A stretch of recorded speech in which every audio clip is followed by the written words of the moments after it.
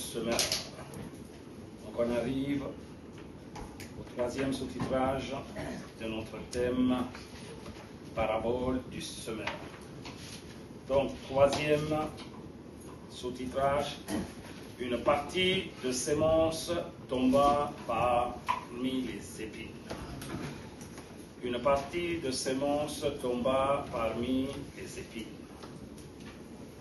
Donc je lis Matthieu 13, 7. Une autre partie tomba parmi les épines. Les épines montèrent et l'étouffèrent. Les épines montèrent et l'étouffèrent. Selon Matthieu 13, 22, notre Seigneur donne l'explication. C'est lui qui a reçu la semence parmi les épines. C'est celui qui entend la parole, mais en qui les soucis du siècle et la séduction des richesses étouffent cette parole et la rendent infructueuse. Les épines l'étouffent. Les épines l'étouffent.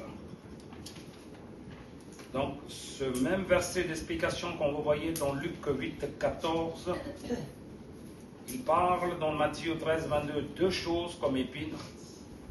Luc, il rajoute une troisième chose de l'Esprit Saint, il rajoute une troisième dans l'évangile de Luc 8, 14, il est marqué les plaisirs de la vie. Les plaisirs de la vie. Donc, toutes ces choses, comme des épines, étouffent la parole. Les épines étouffent la parole. Adam, tant qu'il vivait dans l'Éden, dans la présence de Dieu, il ne souciait de rien du tout. Tant qu'il vivait dans l'Éden avec Dieu, il marchait avec Dieu. Il vivait avec Dieu et il dormait tranquille. Il mangeait, il reposait. Donc, il n'a jamais soucié de quoi il va vivre pour le lendemain, qu'est-ce qu'il va manger, qu'est-ce qu'il va boire, et qu'est-ce qu'il va faire quand il y a des enfants et tout ça, comment il devait faire vivre les enfants, comment il devait les lever. Il n'en avait aucun souci tant qu'il vivait dans l'Éden avec Dieu. Mais la Bible dit quand il a décidé de faire sa vie selon sa volonté, quand il a désobéi à la parole de l'Éternel, son Créateur, quand il a dit « je vais prendre la responsabilité de ma vie moi-même », qu'est-ce qui s'est passé? Genèse 3, 17, 18, la Bible dit, Genèse 3, 17, 18, je lis de la moitié du 17, Dieu parle à Adam, le sol sera maudit à cause de toi. C'est ta force de peine que tu en tireras ta nourriture tous les jours de ta vie. Regarde bien ce qu'il dit. Le sol sera maudit à cause de toi. C'est ta force de peine que tu en tireras ta nourriture tous les jours de ta vie. Il te produira des épines et des ronces, et tu mangeras de l'herbe des champs. Donc ici, le souci, c'est comme une épine.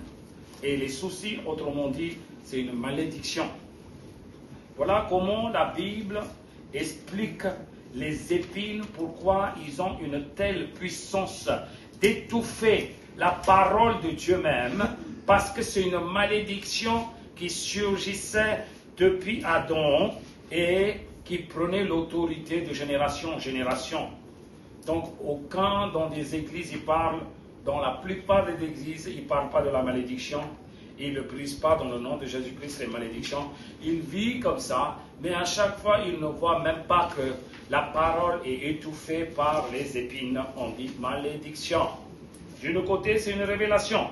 D'un autre côté, les épines, comme la Bible même dit dans Matthieu 13, 22 et Luc 8, 14, c'est, comme il dit, les soucis du siècle, la séduction des richesses et les plaisirs de la vie. Donc, soucis du siècle. Soucis du siècle. Selon Matthieu 6, 25, Selon Matthieu 6, 25, je lis dans le Martin. C'est pourquoi je vous dis, Jésus parle, ne soyez point en souci pour votre vie, de ce que vous mangerez et de ce que vous boirez, ni pour votre corps de quoi vous serez vêtus. La vie n'est-elle pas plus que la nourriture et le corps plus que le vêtement? Voilà une parole d'assurance que Jésus sort en disant que ne te soucie pas. Ne te soucie pas. Parce que le grand problème, le grand épine qui est venu tout en premier sur l'Adam dans son cœur, soucier de son avenir. Parce que Dieu, il n'est plus à côté de lui. S'il invoque, il viendra, mais il n'invoquait pas le péché séparé d'Éternel, le Créateur et la création. Mais maintenant, à chaque fois quand il réfléchit, malgré qu'il a pris l'autorité de décider lui-même, il avait des soucis. Au moment où il a commencé à vivre tout seul, il avait des soucis. Tant que vous avez vécu avec vos parents, vous ne savez pas comment les parents trimaient. Vous ne savez pas comment les parents ils ont souffert pour vous faire vivre. Vous ne savez pas comment ils vous ont fait à manger, à vous habiller et tout. Mais vous avez vécu sans faire de soucis. Même si vous n'en avez pas, vous êtes en train de pleurnicher, on dit « Maman, j'ai pas de trucs à manger, j'ai pas de trucs et de chocolat à boire. » Mais ils le font tout, ils pourvoient tout. Oui ou non? Donc on vivait sans souci. On est d'accord? Mais une fois qu'on a grandi, une fois qu'on commence à trimer tout seul, une fois qu'on gagne, on commence à gagner de l'argent, chaque jour devient un souci. Pour acheter quoi que l'on soit, c'est un souci. On réfléchit qu'est-ce qu'on devait acheter en premier. Entre le chocolat, entre les choses, entre les études, entre le travail, entre le carte Navigo, qu'est-ce que je fais, qu'est-ce que je paye, comment je vais faire. Donc, le souci installé comme des épines dans le cœur des humanités. Alors, qu'est-ce qui se passe? Maintenant, la parole vient. La parole d'assurance nous touche en disant « Dieu, il est capable de faire tout pour toi. » Mais malgré qu'ils écoutent, dans le cœur, il y a quoi? Soucier. Toi, tu diras, oui, Dieu va tout faire, mais demain, je ne sais pas comment je vais faire pour acheter ma carte orange. Non, des fois, on le dit, hein, soucier de quoi on a vie. Même si on en a beaucoup, on dit, ah, il faut que j'achète encore quelque chose pour demain. Qu'est-ce que je vais acheter, comment je vais acheter? Des fois, on tourne pendant 2-3 jours sans acheter comme un dingo. Non, vrai ou faux? Ça veut dire quoi? C'est un souci gratuit. Pourtant, tu as de tous les modèles, tu as de toutes les matières. Mais tu vas acheter encore quelque chose. Alors tu te soucies. Ah oui, on ne sait pas qu'est-ce qu'on devait acheter. Je tourne, je fais aller, je tourne, va et vient. Manque de diesel, manque d'essence. Eh bien, souci. Alors cela veut dire quoi? Notre vie, routine, toujours dans le souci. Alors, Dieu sait, les gens, quand ils couraient gauche à droite, Jésus, quand ils regardaient, ils n'ont même pas le temps de voir Jésus-Christ et sa parole de délivrance. Il dit, mais j'ai pas le temps. On ne sait pas ce qu'on devait faire le lendemain, qu'est-ce qu'on va... Jusqu'aujourd'hui, même les chrétiens courent, s'affolent, parce qu'ils ont des soucis en eux-mêmes. Ils ne savent pas qu'est-ce qu'ils devaient faire. Tant que la vie t'appartenait, tant que ta vie, tu as pris toi-même dans ta main, ta propre vie, en disant que c'est moi qui décide, tu n'avais que des soucis. Tu n'avais que des soucis. Mais pourtant, tes soucis, ils ne t'ont amené aucune solution. Ils n'ont amené que des dégâts. Non, oui ou non? À cause de tes soucis, tu fais encore des problèmes dans ta vie? Amen. Plus que tu as des soucis, tu t'affoles. Non, oui ou non? Regardez une personne là, des gens qui travaillent dans vos alentours là. Une personne, une salariée qui a des soucis de son poste là, elle va dominer tout le monde en s'affolant.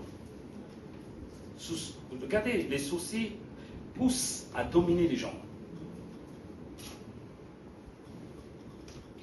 Quand elle dit que ce poste, il n'est pas à moi, et je ne sais pas, j'ai des soucis là, est-ce qu'ils vont me faire ou pas? Eh bien, automatiquement, elle va dominer tout le monde. Elle va mettre tout le monde en négatif pour dire que c'est moi positif. Est-ce que tu comprends? La souci, où est-ce qu'il t'amène? Donc, c'est comme une épine. Alors, cette épine, il ne vient pas de la nature. Cette épine, il ne vient pas par Satan. Cette épine vient de ton cœur, de ton naturel, de toi-même. Est-ce que tu comprends? Premier, c'était démon, malin, il enlevait. Deuxième, c'était nature, soleil, il brûlait. Troisième, ça vient de toi-même. Cela veut dire quoi? Autrement, quand on a vécu sans parole de Dieu, notre cœur, il avait plein d'épines. Notre cœur, il avait plein d'épines. Je raisonnais, soi-disant, c'est des soucis de ma vie. Soucis de mon futur. Soucis de mon avenir. Voilà comment les gens raisonnent. Mais la Bible dit ceux qui font des soucis, ils ne sont pas fidèles à Dieu. Ceux qui font des soucis, ils ne peuvent pas être fidèles à Dieu. Oui ou non? Au moment qu'ils sont en train de dire Dieu, il me pourvoit tout, ils diront demain qu'est-ce que je vais faire pour manger. Au moment qu'ils sont en train de parler la parole même, ils vont toujours réfléchir qu'est-ce que je devais faire. Ils ne diront pas, t'inquiète pas, demain Dieu, il sait ce qu'il y a à faire. Donc cela veut dire quoi? Tu as toujours des soucis, soi-disant qu'il faut que je fasse, il faut que je fasse, il faut que je fasse. Plus que tu avances, cet souci peut amener de l'orgueil et de la domination. Un homme soucie de sa femme, il dominera sa femme. La femme soucie de son mari, il dominera son mari. Pourquoi? Pour une raison de souci. Donc le souci, c'est une épine très très grave. Il peut t'étouffer à la vitesse la parole de semeur qui est en train de te semer. T'inquiète pas, je suis là. Ah non, non, c'est bon. Avec tout ce que je vois, avec tout ce que je pense, avec tout ce que je cogite, la parole, c'est après, on verra. Après, on dira, c'est vrai que... Mais c'est vrai, ça ne fera pas des effets dangereux. Vous pouvez parler, mais ça ne travaille pas. Tant que tu laisses faire les épines, eh ben, il va étouffer toujours la parole. Si la parole, il ne donne pas de sémence, de la bonne sémence dans ton cœur, tu es inapte pour le paradis. Aucun raisonnement qu'on est en train de faire pour nos fautes, pour nos fautifs, pour nos péchés, ça n'acceptera au paradis. Ah oui, c'est par ma souci que j'ai fait des bêtises. Eh bien, Dieu il ne va pas dire, assis-toi alors à côté de moi. Non, est-ce que vous comprenez? Cela veut dire quoi? Toutes ces choses, ils viennent de votre cœur même. Pas en faisant cet acte de souci. On peut faire beaucoup de choses qui n'est pas bon dans ce monde. Beaucoup de gens, à cause de leur souci, ils se font du mal à eux-mêmes. Combien de personnes disent Amen? Hein? Amen. Hein? Amen. Alors, ce souci peut détruire toute votre vie. C'est pour ça que la Bible dit, attention, Jésus-Christ, quand il venait, la première prêche qu'il est en train de faire, ne vous souciez pas. Sinon, ils n'écouteront pas la parole de Dieu. Ils le savent très très bien. Ils n'écouteront pas la prêche tout entière. Ils n'écouteront pas la prêche. Ils diront, ah c'est le temps, hein, il faut qu'on y aille occuper les enfants, il faut qu'on y aille occuper. Il faut qu'on y aille occuper. À un moment, je l'ai vu en Inde, il y avait des gens, même si on faisait 3 jours des prières de jeûne, ils sont là-bas. Ils le font. Pourquoi? Pour avoir un enfant, peu importe. Ils donnent leur vie, mais ils disent, ah oui, je sais. Mais maintenant, quand je vois les mêmes personnes, même demi-journée de prière, ils ne viennent pas. Ah oui, je devais occuper mon enfant, je ne sais pas, il faut que je fasse à manger, j'ai pas le temps, et ils viennent comme ils veulent. Je dis, mais attends, il y a un problème là. Comment cette zèle peut dégrader pour donner cette temps pour Dieu? Eh bien, c'est la souci. C'est les soucis qui sont en train de monter en eux-mêmes. Et qu'est-ce qu'ils font? Eh bien, je prends soin de ma famille. Au contraire, non, tu ne prends rien du tout comme soin de ta famille. Ta souci peut détruire ta famille. En faisant trop de soucis, tu vas cerner ta famille, tu vas étouffer ta famille. La souci, s'il étouffe la parole, à quel point peut étouffer ta famille ou ta vie même? Voilà la Bible, qu'est-ce qu'il est en train de dire en disant que, attention, prépare ton cœur. Ton cœur, il ne doit pas être un chemin de passage pour que la parole tombe là-dedans. Le malin va l'enlever. Ton cœur ne devait pas être comme un endroit pierreux. Sinon, la parole sèche à la vitesse. Parce que ça va être comme une excitation et ça sèche. Maintenant, il dit, attention, vous ne devez pas avoir des... Ça veut dire quoi? Pour recevoir la parole, pour lire la parole, pour écouter, pour méditer la parole, tu devais bien préparer avant de toucher. Tu devais te bien préparer ton cœur en disant que est-ce que je suis bien? Est-ce que je suis apte pour lire et pour recevoir la parole de Dieu en moi-même? Et si tu n'as pas ça, eh bien, tout posera des problèmes. Beaucoup de chrétiens, ils ne voient pas de ce qui se passe à l'intérieur d'eux. Ils ne voient pas ce qui se passe à l'intérieur d'eux. Ils disent que la parole, ça n'a pas travaillé aujourd'hui en moi. Hein. Non, ce n'est pas la parole qui n'a pas travaillé. C'est toi qui n'as pas laissé travailler la parole en toi. C'est toi qui n'as pas laissé réagir la parole en toi. Ah mais comment, pasteur? Eh bien, il y a quelque chose qui ne va pas dans ton cœur. Hein. Fais attention et examine. Peut-être des soucis. Peut-être des soucis. Une personne qui soucie tout le temps de leur vie, de leur santé, de leur avenir, quoi qu'il en soit, quand ils lisent la parole, ils ne sont pas là-dedans. Ils ne sont pas là-dedans, ils sont en train de planer. Ils sont en train de planer. Je vous le dis, faites attention. Descendez-vous de là-bas. D'abord, brûle ces épines avec l'onction du Saint-Esprit. Alléluia. Alléluia. Alléluia. Regardez bien de ce qu'il est en train de dire. Souci du siècle. La vie. Études. Famille. Futur. Faites attention de ce qu'il est en train de dire. Deuxième chose, il dit, la séduction des richesses. Tu vois les épines, comment ils viennent. Dans chaque épine branche, il y a des épines et des ronces. Regardez bien, séduction des richesses. La richesse de ce monde, dis avec moi, la richesse de ce monde. La richesse de ce monde. Tu peux avoir de la richesse de ce monde, mais la richesse de ce monde ne devait pas te dominer. C'est ça que tu devais bien savoir. Dieu, il peut toujours utiliser une personne qui a de la richesse dans ce monde pour son royaume de Dieu. S'il était dominé par la richesse de ce monde, il ne servira à rien du tout pour le royaume de Dieu et il finira à se détruire. Est-ce que tu saisis de ce que je parle? Est-ce que vous saisissez? On a besoin du bien de ce monde, mais les biens de ce monde ne doivent pas te dominer.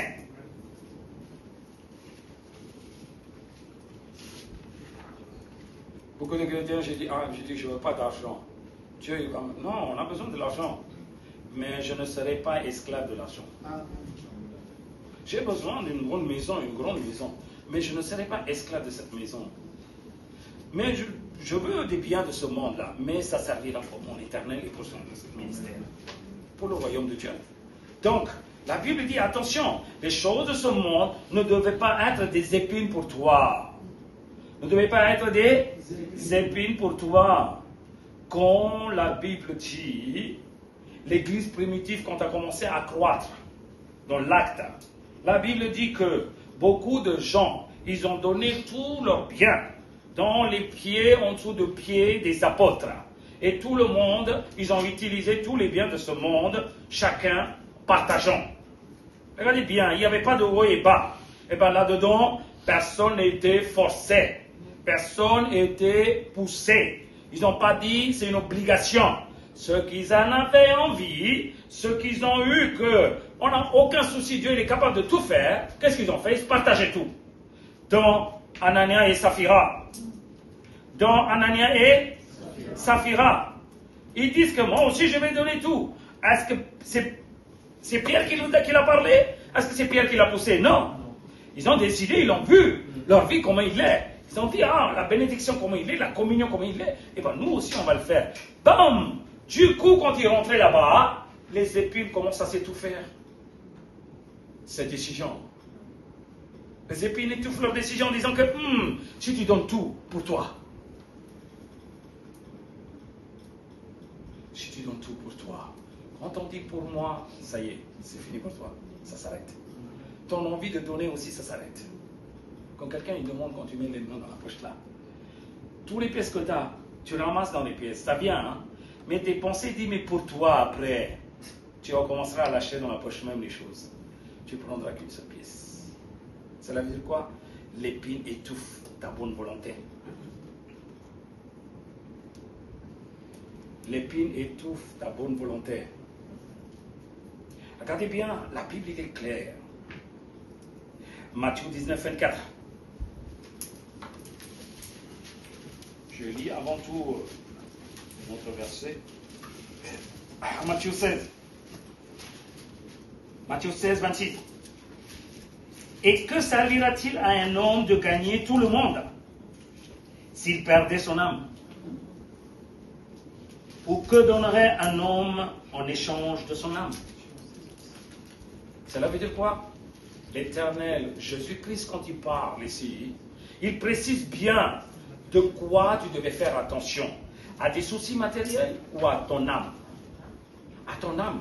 Alors il dit que, attention, cette envie de partir au paradis en pleine richesse spirituelle peut être étouffée par les épines terrestres.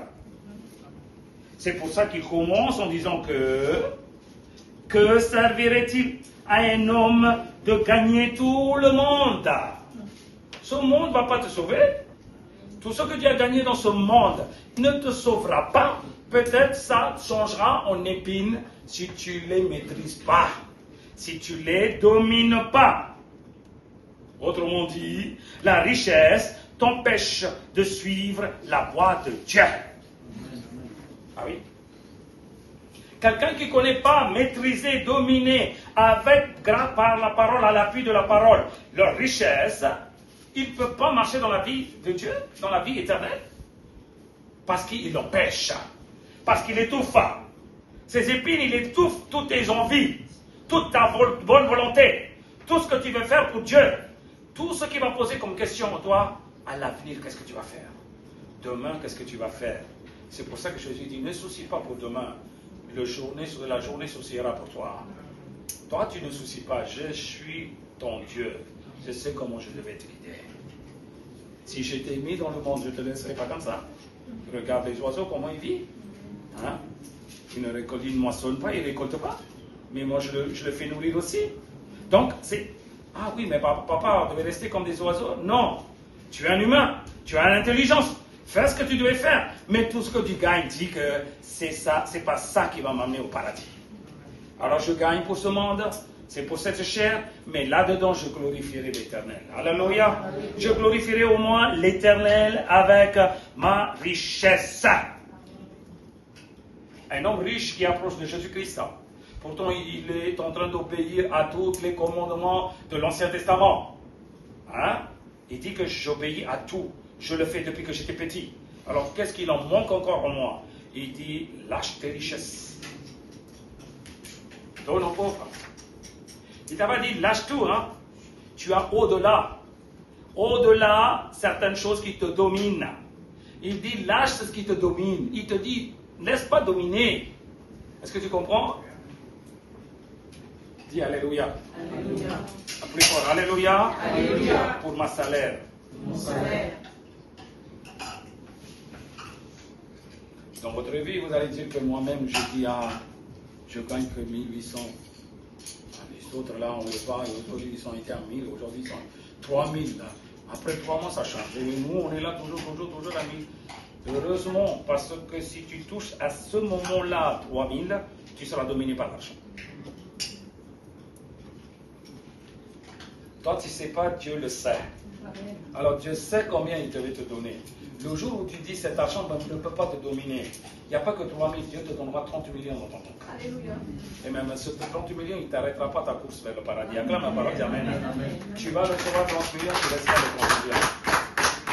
Est-ce que tu comprends? Et toi, dis de tout ton cœur de ce qui te donne dans la vie l'argent là. Dis merci Seigneur. Voilà. Avec peu de choses qu'on gagne, on achète trop de choses. Non, oui ou non? Imagine que tu gagnes 30 millions. Là.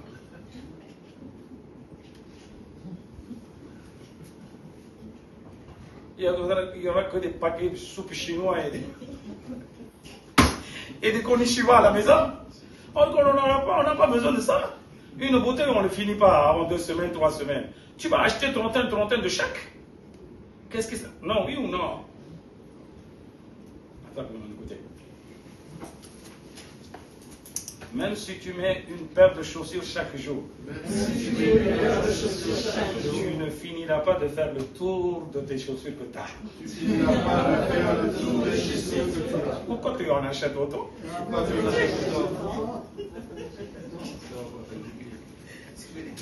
Ah oui, ça je veux. Ah oui, ça je veux. Ah oui, ça je veux aussi. Je veux ça. Tu veux tout quoi. Dieu il dit, c'est pour ça que je t'arrête jusqu'à 1500. Je t'arrête jusqu'à 1700. Ah oui, mais à tout prix, Dieu va m'augmenter. Dieu ne vous montrera pas, je te le dis, Dieu ne vous montrera pas. Le jour où tu dis, j'arrête tous ces besoins-là de ce monde-là, cette épine ne va pas m'étouffer. Je vais faire quelque chose pour le royaume de Dieu. Tu vas voir là, le balcon du haut du ciel, ça va s'ouvrir. Acclame la parole, amen. Acclame la parole, alléluia. Alléluia. Ce jour-là, Dieu va dire boum.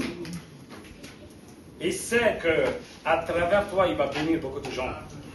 À travers vous, il va bénir beaucoup de gens. Tu vois, dans les ministères que la Bible parle, beaucoup de gens, dans Romains, il parle d'un ministère de donner. Ces gens, ils étaient pour Jésus.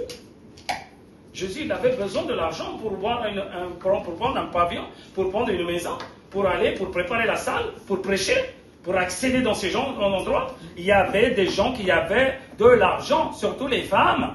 Ils aidaient financièrement.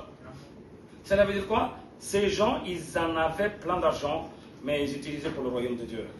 Acclame la parole, dis Amen. Alléluia. Dieu est capable de nous donner tout. Tant que tu ne sais pas l'utiliser, ça prendra un peu de temps. Voilà. C'est un laps de temps qui manque. Est-ce que tu comprends? Ne te satisfais pas en disant, ah, je donne pour Dieu. Non. Tout est à Dieu. Réfléchis de ce que je parle. Alléluia. Alléluia. Dieu, il dit, lâche tes dominations à cette riche-là. Qu'il dit, je veux la vie éternelle. Il dit, non, je ne lâcherai pas. Je ne veux pas la vie éternelle, je veux plus la richesse que la vie éternelle, il dit. Alors cela veut dire quoi?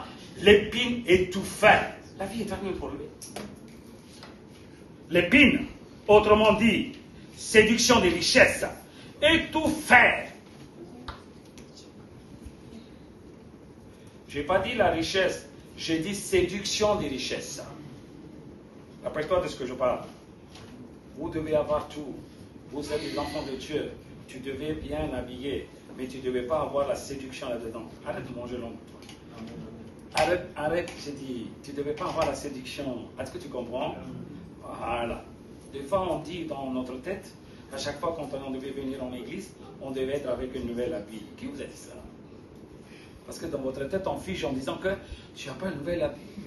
Oh oui, je prends ça, j'ai mis. Pourquoi ton truc là, il est parti dans la séduction de là? Ah, il faut que je trouve une nouvelle habit.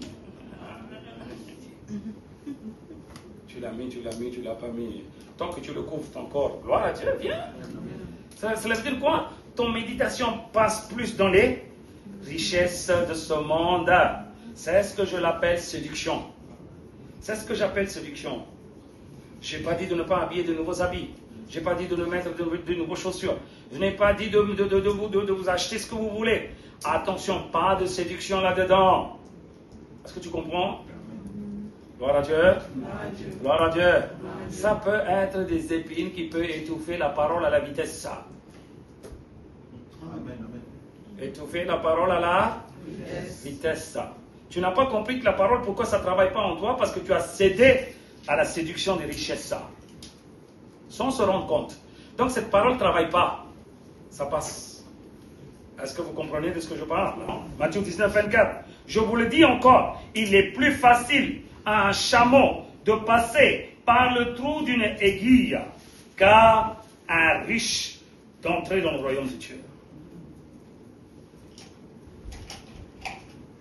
Ça va être très dur pour un riche.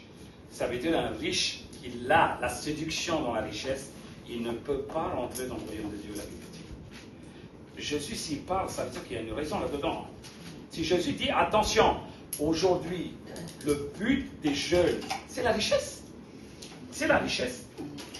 Tout le monde, leur but, leur envie, leur compassion aujourd'hui, qu'est-ce que vous voulez faire? Je vais gagner de l'argent. Je veux gagner de l'argent. Un jeune, il me dit que je veux cambrioler. Oui. Un chrétien plutôt, hein, pourtant. Hein. Je me demande qu'est-ce que tu vas faire à l'avenir, là. Comment tu vas faire ta vie? Je veux devenir riche. Je vais faire vivre dans une pavillon, mes parents et tout. Et puis pour cela, qu'est-ce que tu vas faire? Je vais cambrioler la banque. Pour lui, c'est quoi? C'est la richesse qui compte. La séduction, qu'est-ce qu'il fait? Même s'il cambriole, il ne croit pas que c'est un péché. Ça veut dire quoi, la richesse? La séduction des richesses, il t'amène à faire du péché. Il te pousse et tu ne sais pas. Waouh! Est-ce que vous comprenez de ce que je parle? Amen. Donc, faites attention. Les soucis du siècle. Faites attention. Séduction des richesses. Tout ça, il y a des épines et des ronces. dans le cœur. Il y en a tant de choses. Je vous explique ou je vous décortique certaines choses qui est là-dedans. Et une troisième, je vous ai dit, quatrième chose, j'ai parlé de 3.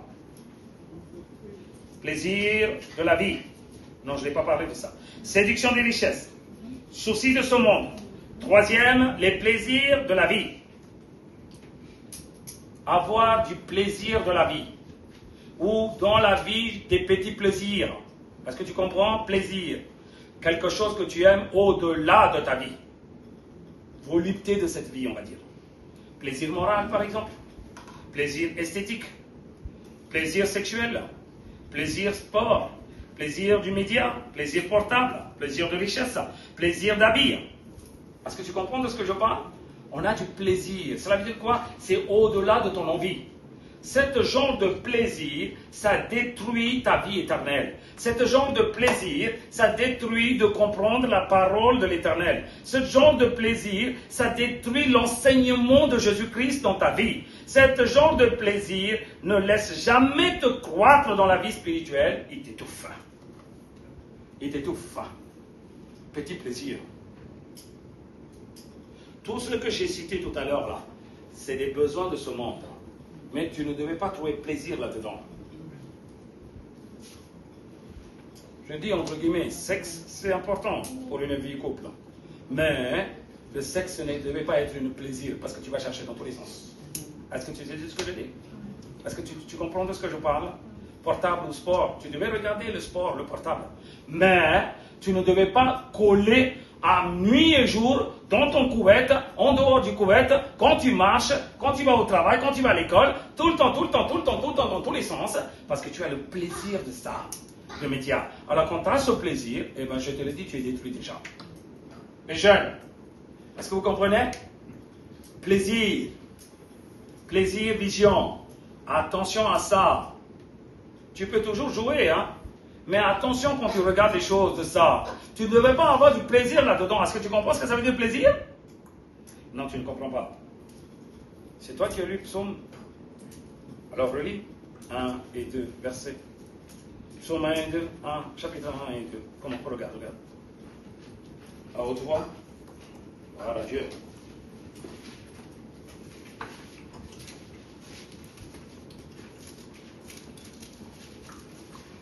Amen, Jesus.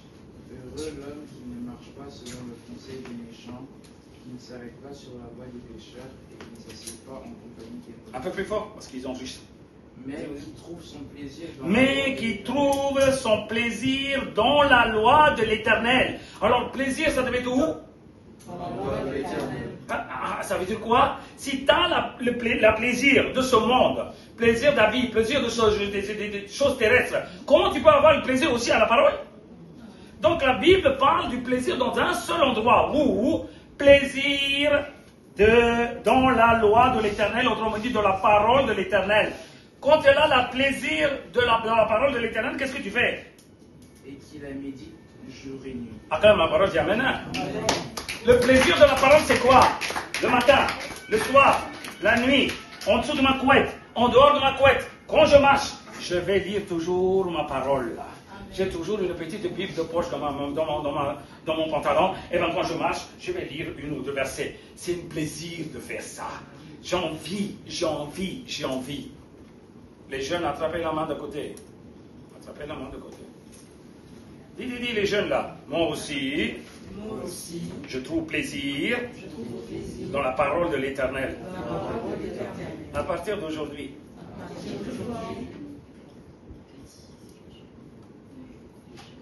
Regardez cette fille-là, la petite là. Elle a 5 ans. 5 ans. Je la vois chaque nuit quand elle dort avant de dormir. Elle prend sa petite Bible, elle lit la parole de Dieu. À son âge, elle lit toute seule. Elle lit toute seule. Ça veut dire quoi? C'est quoi ça?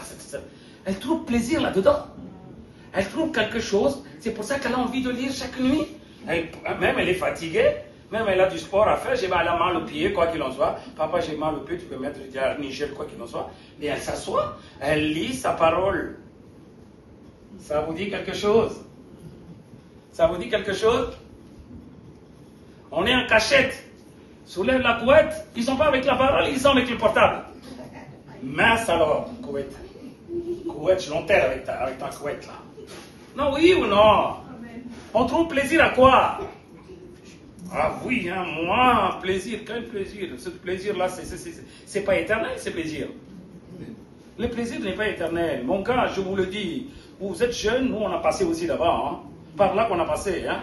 4 ans, 5 ans, 6 ans, on tournait derrière les ballons. Hein. Même dans la rue, on faisait ça. Hein. Maintenant, tu fais comme ça, là, t'as mal au dos, t'as mal au pied, t'as mal au corps.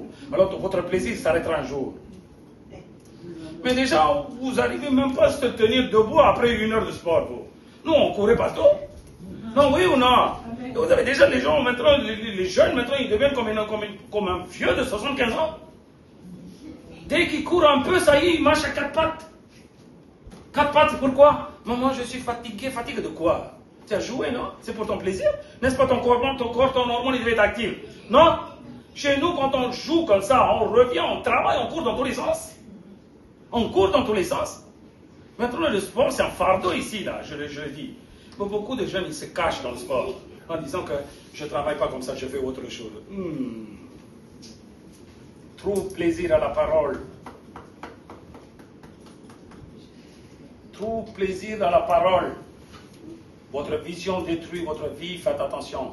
Je n'ai pas dit de regarder, vous ne devez pas avoir le plaisir de regarder tout le temps. Ça peut créer beaucoup de problèmes. Oui ou non? Ça peut donner des grands problèmes. Hein? Des fois, vos parents décident qu'est-ce qu'on fait de vous. Hein? Des fois, les parents, ils devaient décider qu'est-ce qu'on devait faire d'eux. Quand on dit 1 fois, 2 fois, ils n'écoutent pas. On dit 3e fois, on va te mettre en quarantaine un peu. On va te mettre en quarantaine. Ce n'est pas avec le portable que tu peux vivre. Son portable, tu peux le vivre. Mais sans parole, tu ne peux pas vivre dans ta vie. Une journée, tu ne peux pas avancer. Une journée. Il y en a une qui a oublié portable. Il y en a une qui dit, j'ai oublié portable. J'ai dit, attention, Dieu il vous met en garde en disant que tu n'es pas trop accroché avec la parole. Peut-être que tu es trop accroché avec ça. Dieu il a éloigné pour un peu de temps pour dire que, attention, tu vas avoir des problèmes. Amen. Hein? Vous dites pas Amen, hein? Voilà. Si tu as perdu, tu aurais dû te faire frapper. Parce qu'on a prévenu plusieurs fois en disant que fais pas ça. Faites pas ça. Est-ce que tu comprends? Est-ce que vous comprenez de ce que je dis? Le plaisir de ce monde, ça amène beaucoup de désobéissance aussi.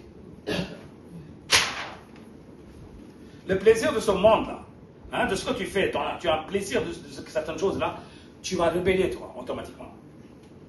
Tu vas rebeller. Quand tu regardes rien du tout, quand vous êtes dans les salons, les garçons, les jeunes, là, quand vos parents, ils appellent pour un aide, vous allez partir tout de suite en disant « Oui, maman ». Mais quand vous êtes scotché, figé tout le temps avec votre portable, quand on appelle, oui, quoi? Oh, vous avez fait quoi pour nous là? Déjà, vous énervez là? Non, je vous parle là. Ça veut dire quoi? C'est un plaisir, il te détruit. Ton envie, quelqu'un c'est comme il t'en détruit ta vie quoi. Quoi? Quoi? Oh là là, pourquoi tu n'appelles pas l'autre? Pourquoi tu n'appelles pas l'autre? Tu vas te tabasser, oui. Quand on appelle la personne attitrée, tu viens et tu travailles, ça s'arrête là. Hein, mode informatique, tu vois, où est-ce qu'ils amènent à la désobéissance aujourd'hui? C'est comme ça que vous avez vécu, vous? Votre âge de quarantaine, là, quand vous étiez petit, vous étiez collé avec votre portable ou avec votre télé? N'est-ce pas quand vos parents, quand ils appellent, vous dites oui, maman, et vous courez tout de suite? Des fois, oui, maman, eux, ils n'ont pas entendu. Quand ils retournent, ils te giflent. Tu dis oui, oh. Pourquoi tu n'as pas répondu, tout le monde?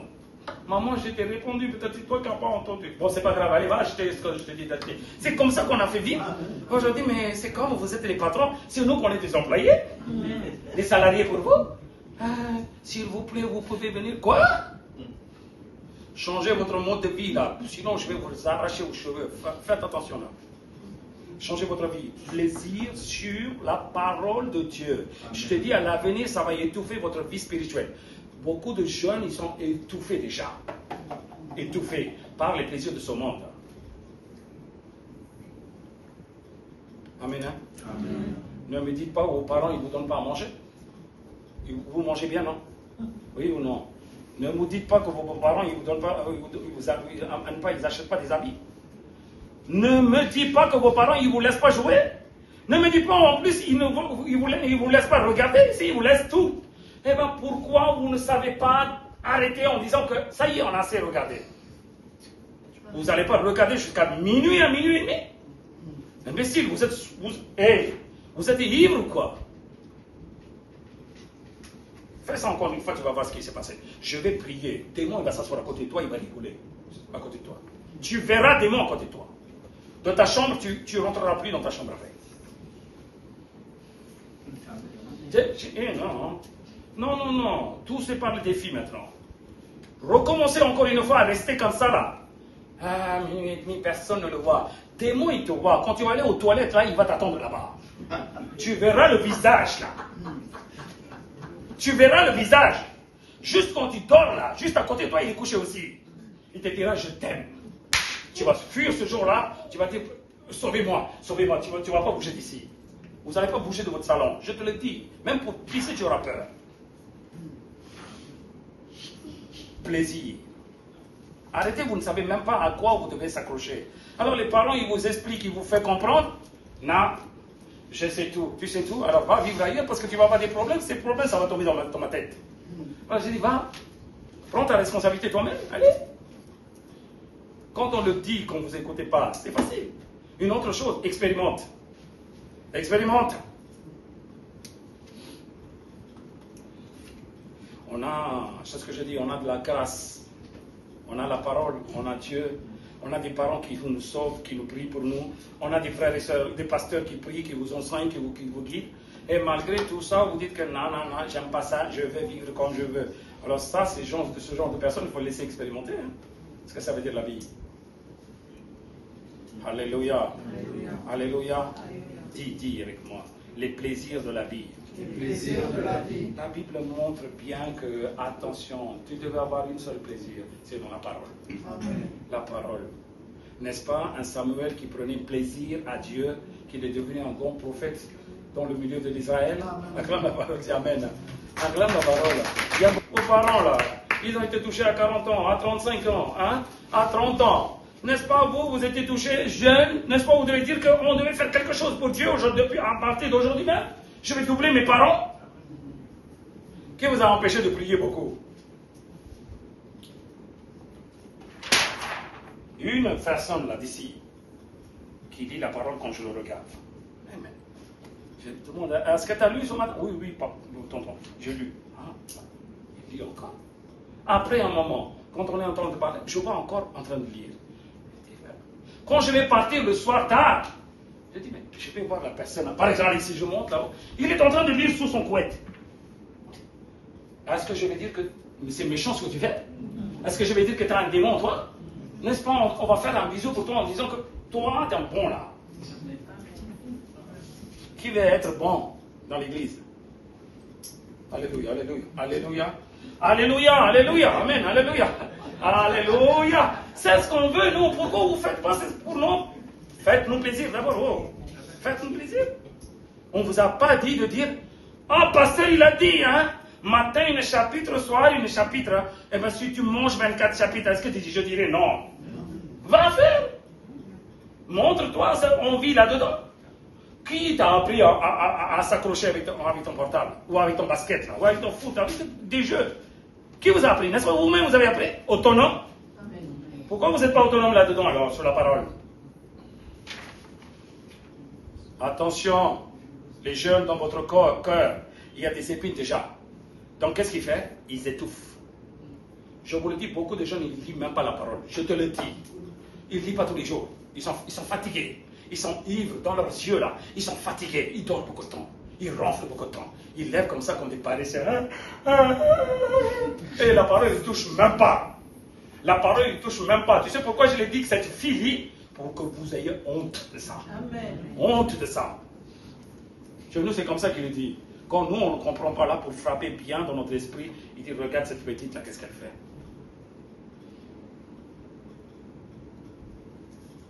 Ah oui, mon papa, il a dit, à partir de demain, c'est pas que pour demain. Voilà. C'est pas que pour demain. Ah oui, il faut que mon papa regarde que je lis. Il faut que mon papa il regarde. Une autre partie tomba parmi les épines. Mon dit, c'est toi les épines. C'est toi les épines. Oui. Un jour ils le font. Le lendemain ils ne le font pas. Pourquoi? L'épine il a étouffé. Votre portable est ça. Méditez jour et nuit. Méditez. Portable, il t'appelle là. Ah, c'est bon là. Ah, enfin, je suis bien. Ah là, ça y est. Ça y est. Dis-moi, il dit bonjour. Ça fait il y a un peu de retard avec toi et moi. Hein. Faites attention la prochaine fois. Hein. Tu ne regarderas pas le match. Hein. Tu ne regarderas pas. Tu joues le match. Qu'est-ce que tu regardes le match là? Tous ceux qui regardent, qu'est-ce qu'ils font? Vous l'avez vu hier? De ceux qui sont en train d'affoler là devant la télé là. Vous avez vu ce qu'ils ont fait? Vous allez affoler pour rien du tout. Arrête de regarder, va jouer. Joue jusqu'à ce que tu te fatigues. Ah, va, viens.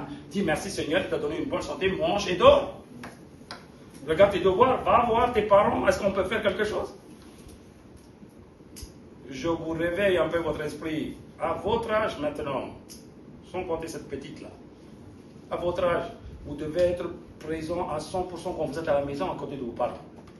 Quand ils disent, ah, il y a quelque chose, cours et va chercher.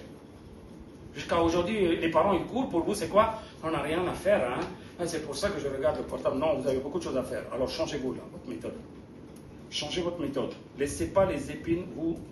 Je peux vous poser une question? Jésus, combien de personnes aiment Jésus? Jésus. Il est Dieu. Il est Dieu. C'est la nature de son c'est la divinité, c'est la nature, lui. Il n'a pas pris plaisir de sa divinité, il a tout laissé pour revenir en bas. Il n'a pas pris plaisir de vivre dans sa divinité, c'est la nature, c'est sa nature même. Il dit, j'abandonne tout. Pour les pauvres pécheurs, nous, toi et moi, vous là. Non, oui, il a abandonné tout ça. Pourquoi vous abandonnez pas ces pestes? Il a abandonné tout. Quand il est venu dans ce monde-là, regardez, il y a un homme qui était dans ce monde sans faire commettre des péchés, sauf lui. Cela veut dire quoi? Même dans la chair, il est bien. Même dans la chair, il est valable. On est d'accord? Même il n'a pas pris plaisir de cette vie. Il n'a pas pris plaisir de son corps. Il est parti jusqu'à la croix. Et c'est ça, c'est pour qui? Pour toi et moi. Pourquoi vous ne lisez pas tout le temps? Pourquoi vous ne méditez pas tout le temps? Eh bien, un Jésus, quand tu le vois de telle façon, n'est-ce pas ce Jésus, il va te parler? Est-ce que moi, je t'ai donné toute ma vie pour toi, j'ai laissé tout ce qu'il fallait, tout ce qui est bien pour moi, n'est-ce pas? Tu ne veux pas laisser ton portable un peu? Dieu ne parle pas. Alors les parents, quand ils disent, tu ne comprends pas non plus. C'est Dieu même, c'est ce qu'il parle, tu ne comprends pas. Comment les parents, tu vas comprendre? Ah, ils sont méchants, les parents. Tous les parents, ils sont méchants. Alors tu veux que je fasse quoi? Dès que tu arrives, j'allume le portable avec un bon match et je te le donne. Et je dis bon match.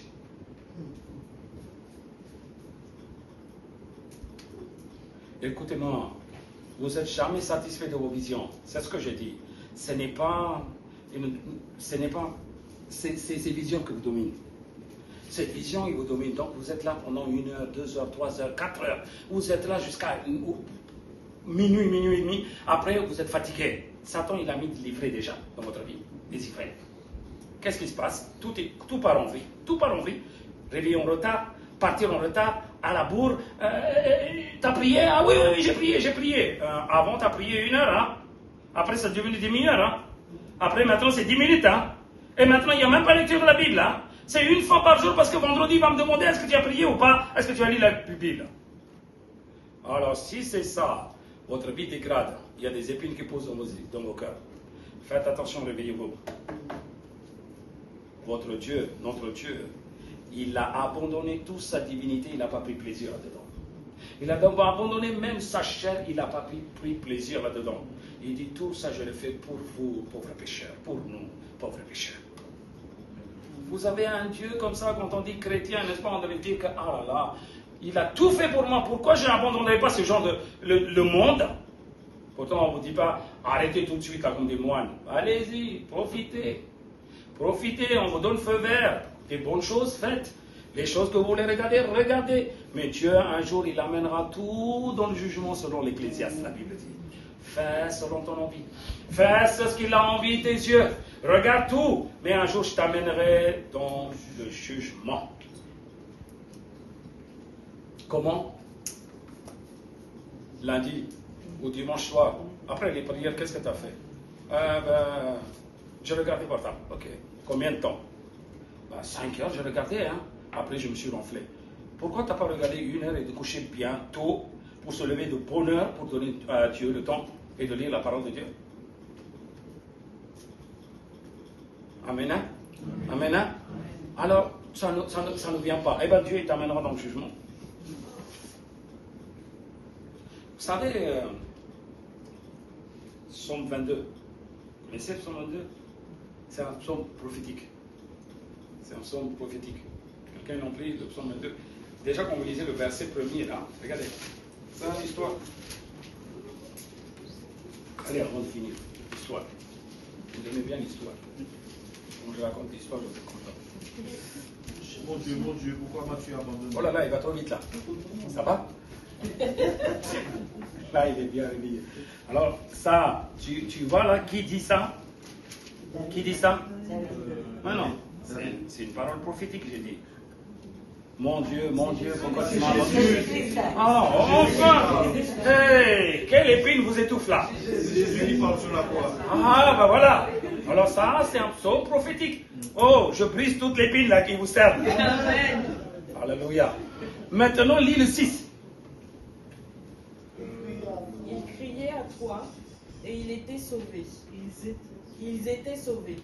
Il se confiait en toi et il n'était point confus. Ah, certains le 6, certains le 7. Vas-y, le 7. Et moi, je suis un ver. Je suis un ver. Et non un homme. Et non un homme. L'opprobre des hommes. L'opprobre des hommes. Et le méprisé du Et peuple. le méprisé du peuple. Ça veut dire que Jésus, il est devenu le méprisé du peuple. L'opprobre des hommes. Les difficultés, le problème, le haïssement, l'humiliation extrême, sujet de honte. Tout, c'est lui qui est devenu pour nous.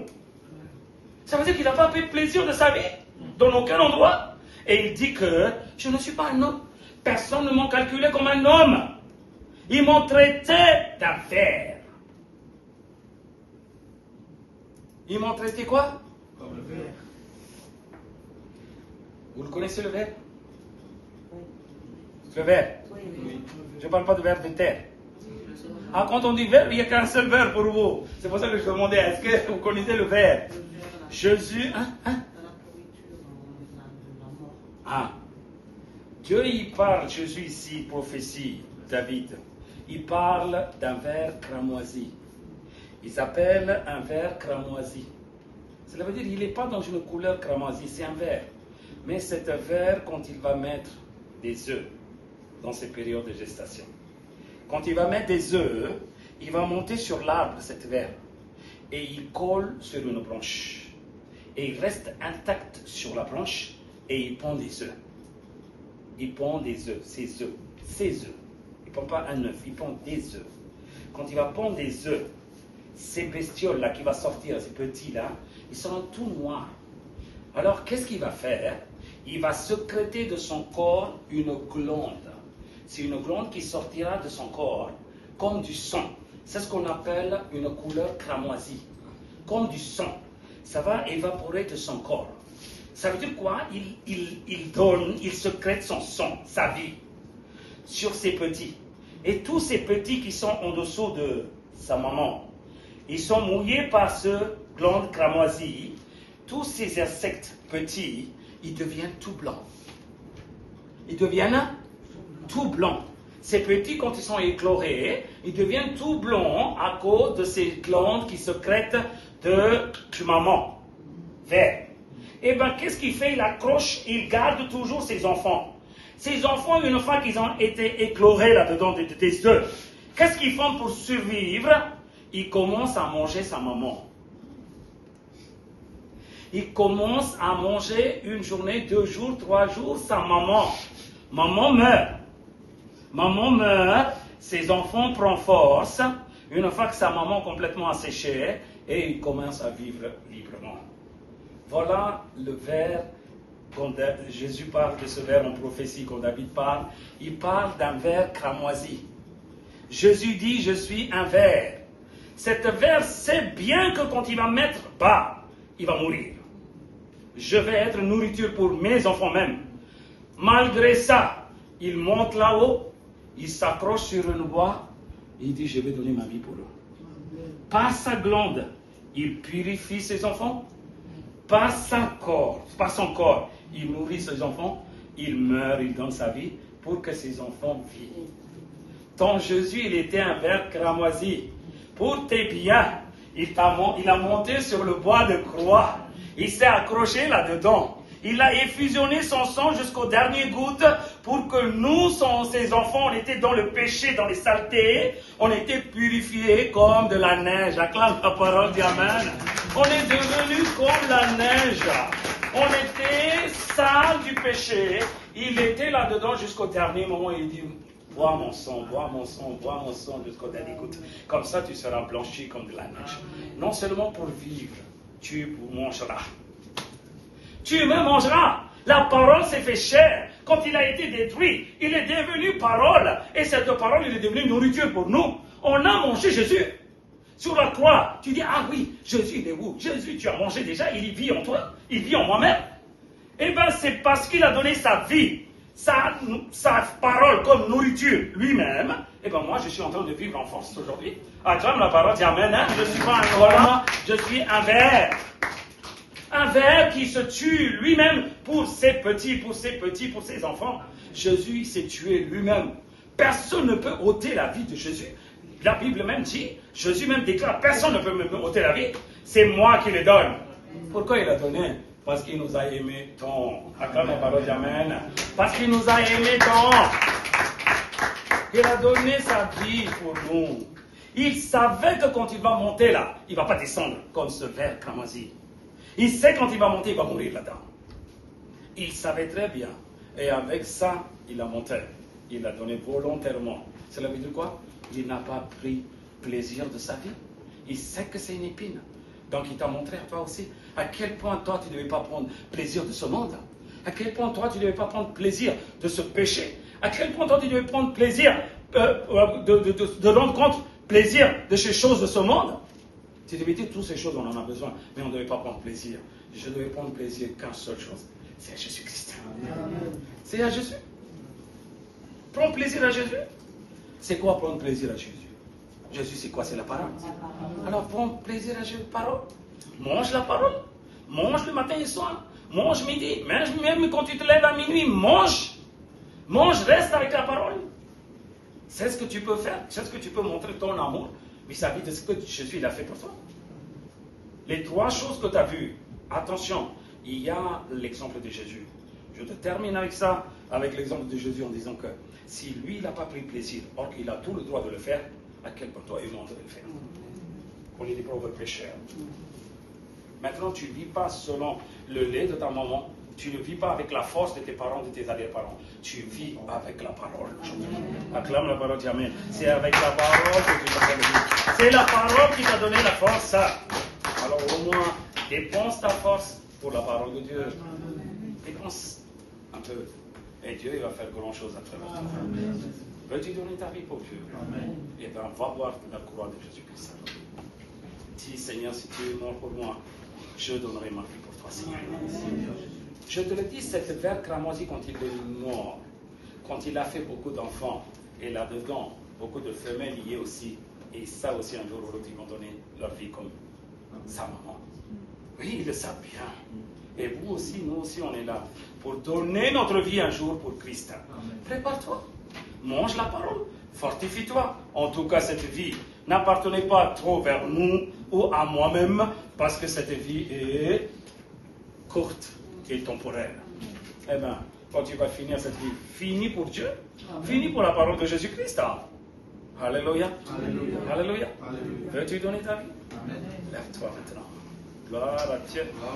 Regarde ton Dieu. Ferme tes yeux. Si tu vois cette croix, les jeunes aussi,